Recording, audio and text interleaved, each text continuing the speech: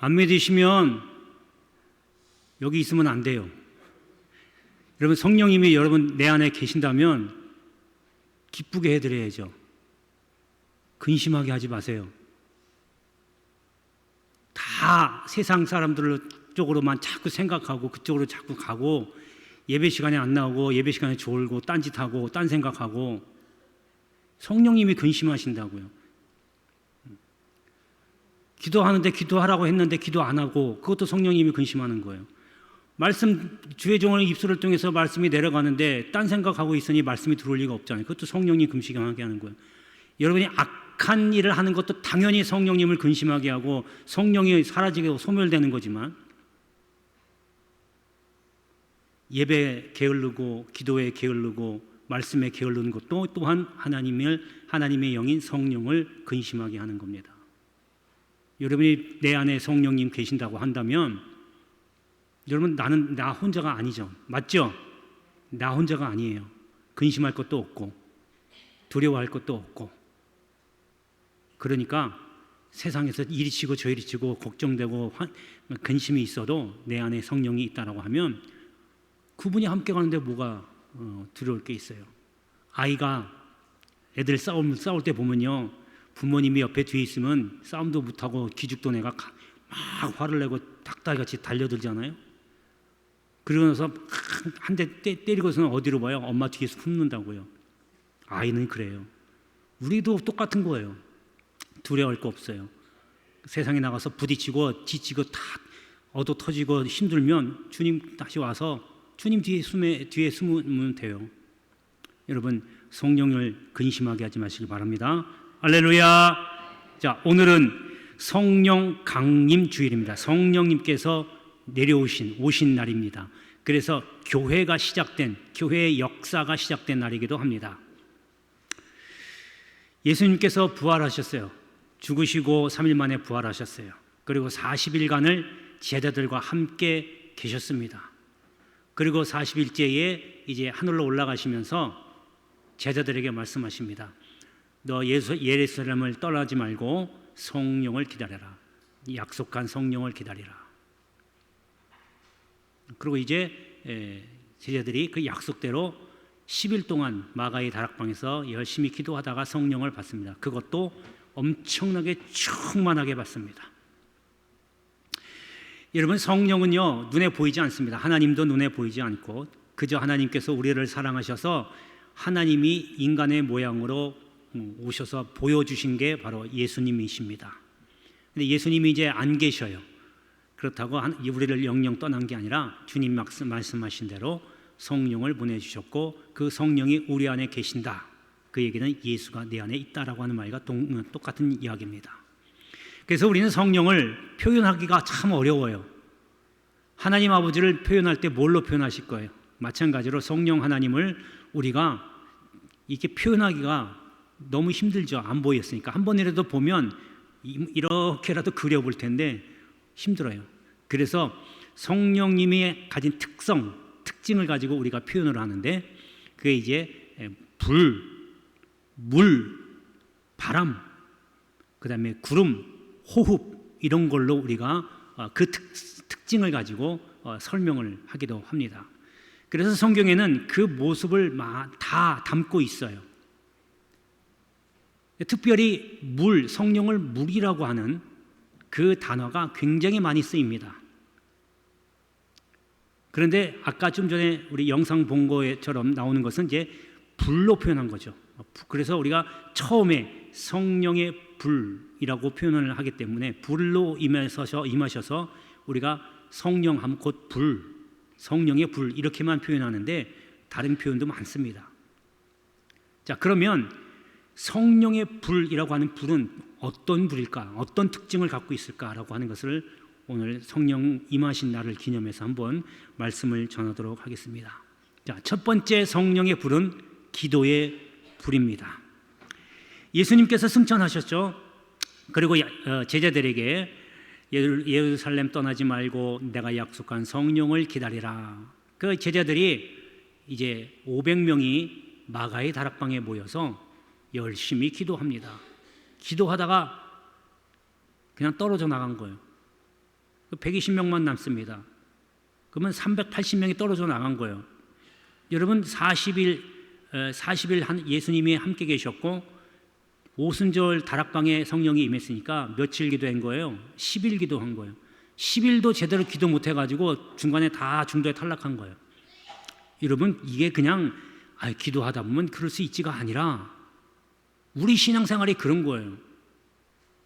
여러분 기도도 똑같지만 신앙생활을 하다 보면 참 변곡점이 많습니다. 힘든 일도 많이 와요. 오게 돼 있어요. 안 오는 게 이상해요. 근데 그걸 못 견디고 뛰쳐나가는 거예요. 380명처럼. 여기서는 신앙생활 하기 힘들어. 저 사람 얼굴 꼴 보기 싫어. 그래서 교회 안 나오고 예수 멀리 하는 거예요. 여러분 그게 다 누구나 와요. 안 올 수가 없어요. 왜? 이제 믿음이 자라니까. 믿음이 커지니까 이제 그런 어려움이 오는 거예요. 그걸 넘어서야 되는데 넘어서지 못하는 거예요. 그러면 이 사람 싫어서 안 싫고 저 사람 싫어서 싫고 힘들어서 싫고 그래서 신앙생활 쉬고 싶어요. 편하게 지내고 싶어요. 여러분 편하게 지낼 것 같아요? 정말로 하나님이 여러분을 극진히 사랑하고 있다라고 하면 그냥 놔두진 않습니다. 만약에 그 교회 나와서 내가 안 다니니까 너무너무 편하고 좋아 이렇게 생각하시는 분이 있다라고 하면 그건 하나님께 버림받은 사람입니다. 하나님이 사랑한다면 그냥 놔두질 않아요. 또 똑같은 고난을 주십니다. 어려움을 주셔요. 그렇다고 하면 어차피 내가 하나님 앞에 사랑을 받고 내 안에 성령님이 계신다고 하면 하나님을 기쁘시게 해야죠. 성령을 기쁘시게 해야죠. 근심치 않게 해야죠. 그러면 넘어서세요. 피하지 마세요. 그게 내 대부분 가장 가까운 사람이 되거든요. 우리 가족 중에 한 명이 나를 힘들게 하는 경우가 대부분 많아요. 남편이 됐든 아내가 됐든 자식이 됐든. 그 다음에 내가 가장 가까이 지내는 사람, 친구들, 친척들이 될 수도 있고 그런 사람을 통해서 여러분 자꾸 힘들게 하는 겁니다. 그럴 때일수록 기도하면서 말씀으로 이겨내셔야 돼요. 포용할 줄 알고. 그런데 기도도 마찬가지인데 기도도 하다 보면요 그만두고 싶은 마음이 한두 번이 아니에요. 내가 이거 누구를 위해서 하는 거지? 중부기도 하다 보면요 얼마나 힘든지 몰라요. 내 기도도 힘들지만 하다 보면 이거 도대체 내가 왜 하는 거야? 응답 주실런지도 잘 모르겠고 또 몸이 아프면요 다 쉬어요. 여러분 지금 특별 새벽기도회 그 11조 새벽기도회 제가 오고 나서 계속 하고 있잖아요. 지금 9년째 10년째 들어가고 있어요. 처음에는요 많이 오시더라고요. 근데 지금은요 자리가 통통통 비어요. 왜 중도에 다 탈락하시는 겁니까? 그래서 여러분 그때만이라도 좀 오라고 새벽기도 순서에다 넣었는데 그나마 초창기에는 바꿔서라도 했어요. 이제는 아예 다 빠져버리더라고요. 왜 빠지는 거예요? 여러분에게 기회 주는 거예요 다. 그나마 그거라도 하루 와서 참여하시라고. 여러분 9년 동안에 52주예요. 52주 곱하기 3하면 156일이에요. 여러분 1년에 156일 중에서 몇 번이나 새벽기도 오셨나요? 그렇게 힘든 거 다 하나님이 겪으라고 다 주시는 거잖아요. 이겨내야죠 그걸. 그래 새벽기도 안 나오시니까 여러분 마음 편하게 지내실 수 있었나요? 다 잊어버린 거겠죠. 여러분 기회 있을 때 기회 잡으세요. 그러니까 380명이 기도에 다 떨어졌어요. 120명만 남아서 기도를 합니다. 그것도 열심히 전심으로 기도합니다. 그랬더니 성령이 불같이 임했다 그랬어요. 사도행전 보니까 뭐 불이 혀같이 갈라졌다고 그랬는데 어쨌든 성령의 불이 임했어요. 기도한 것이 성령이 임했다는 겁니다. 여러분 여기서 우리가 알 수 있는 것 두 가지. 첫 번째, 하나님의 약속, 하나님의 복된 약속의 말씀은 기도해서 얻을 수 있다는 거 기억하시기 바랍니다. 기도하셔야 돼요. 그러니까 하나님이 이 성경 66권에 여러분에게 복 주겠다고 약속하셨잖아요.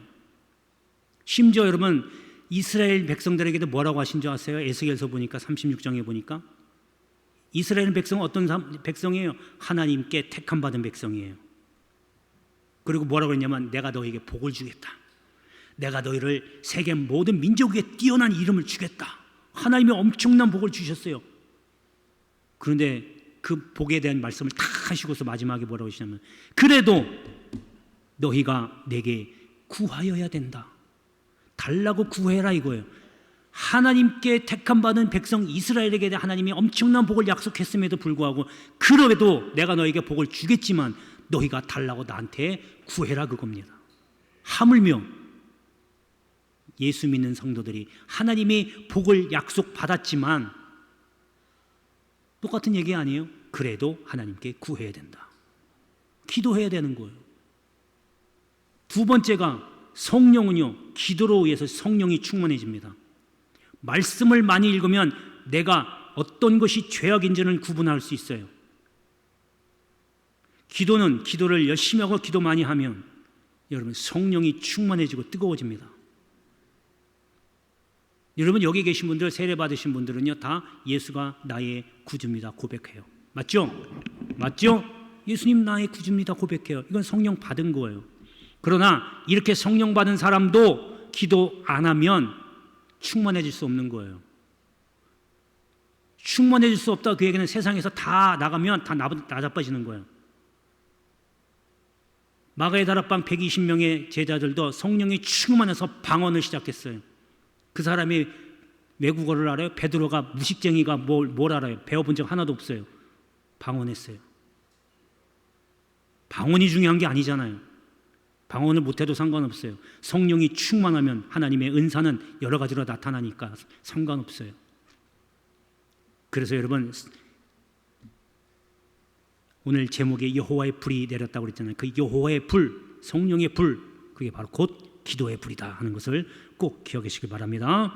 자, 오늘 본문을 잠깐 보겠습니다. 본문에 36절부터 38절이 그에 해당되는 건데 38절에 보면 이에 여호와의 불이 내려서 번제물과 나무와 돌과 흙을 태우고 또 도랑의 물을 핥았다 그랬습니다.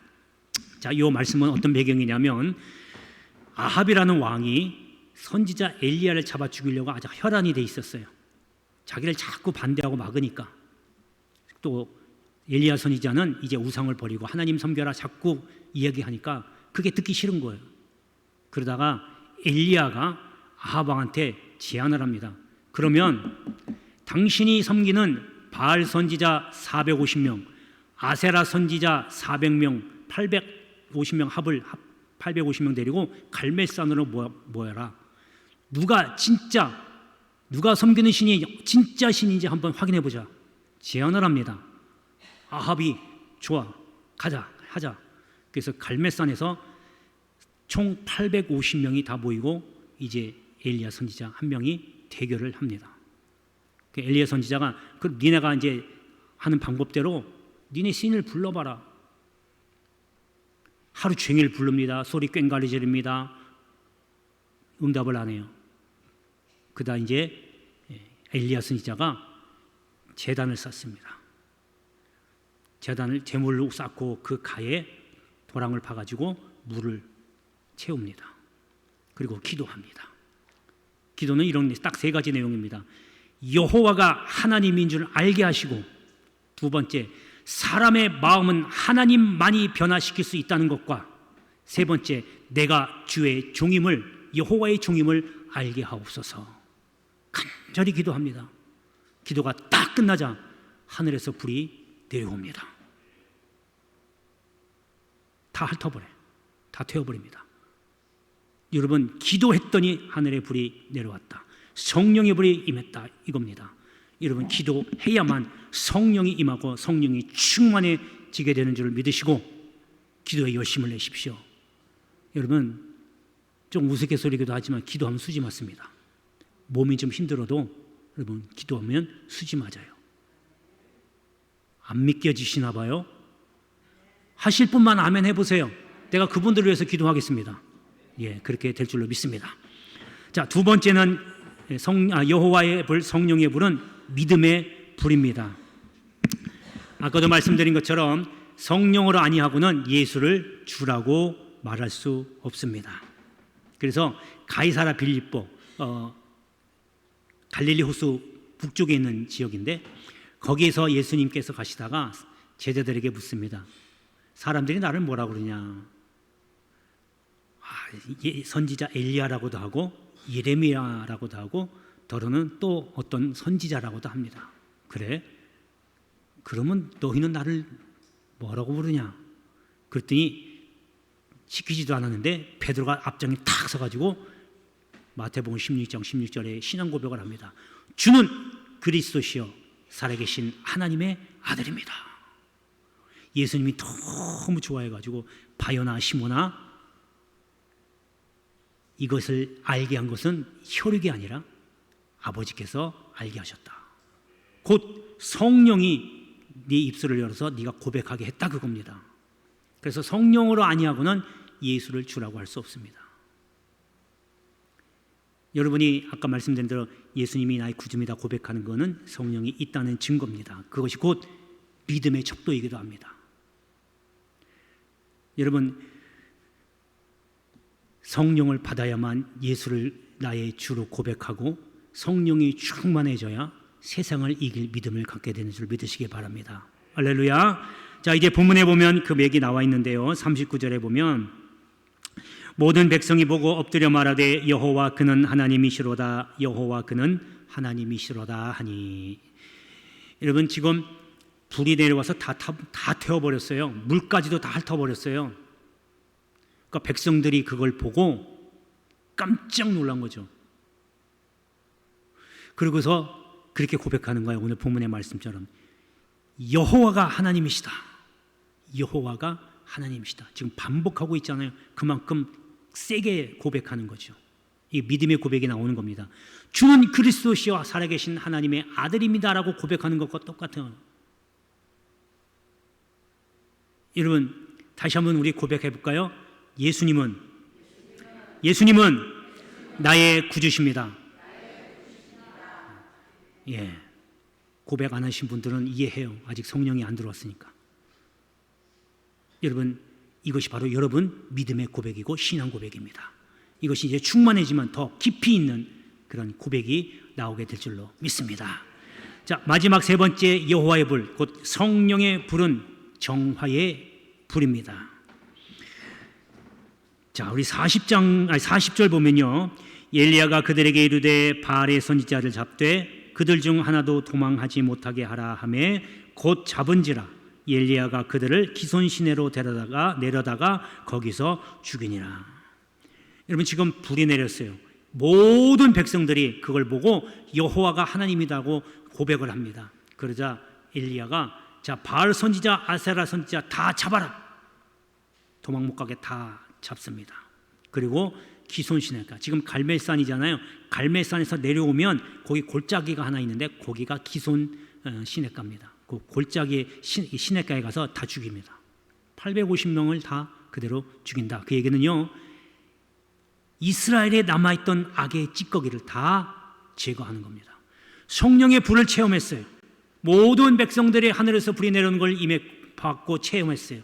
그랬더니 이스라엘 안에 있던 악한 것들 다 찌꺼기를 다 제거했다 그겁니다.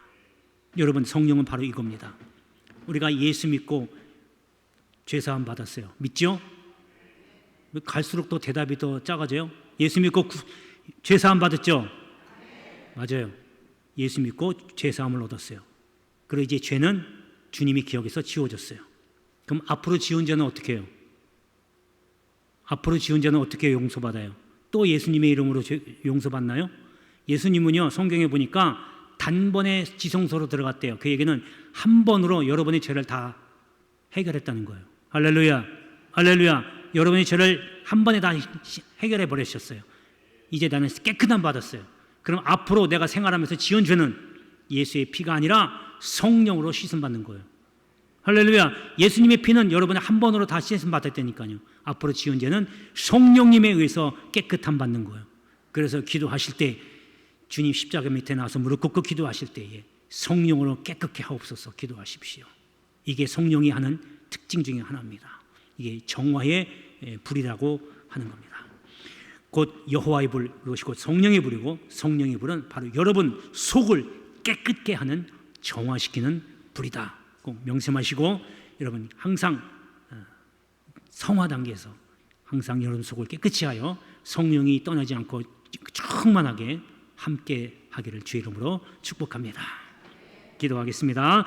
은혜로우신 아버지 하나님 고맙고 감사합니다. 오늘 성령이 임하신 날입니다.